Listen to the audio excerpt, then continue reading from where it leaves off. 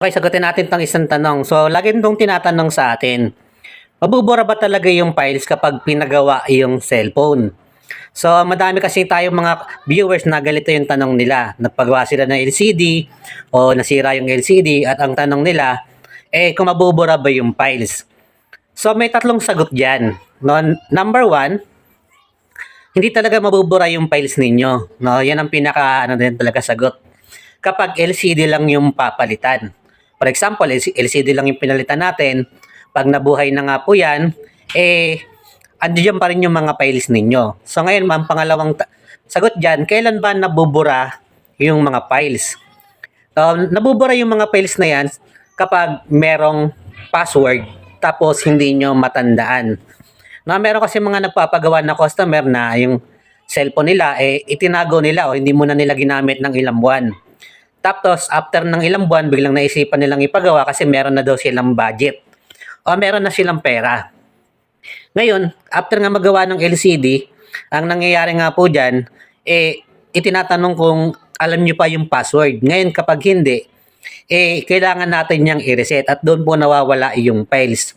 Dahil pag na-reset nga po natin dyan o na-reformat, mabubura nga po lahat ng laman. Ang kagandahan naman doon, magagamit mo na nga po yung cellphone.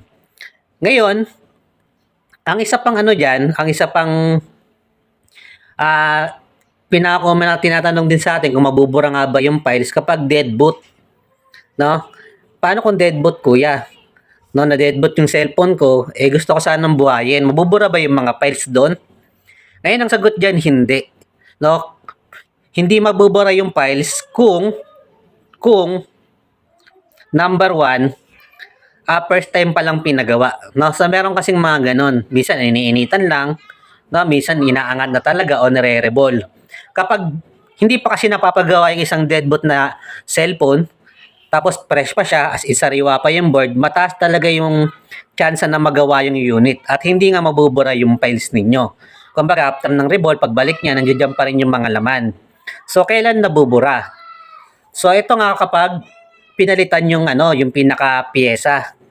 No, kunyari, nagpalit na kayo ng pyesa, yung dating pyesa mo hindi na talaga gumagana, o kailangan talagang palitan ng bagong parts para mabuhay ulit yung cellphone ninyo.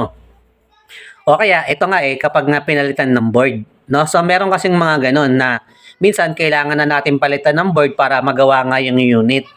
No, ngayon, bago naman natin gawin yan, pinapaalam muna natin sa customer na ang solusyon natin ganito, mabubura yung laman. Ngayon, yung ibang customer pumapayag naman sa ganyan para nga magamit lang ulit yung cellphone.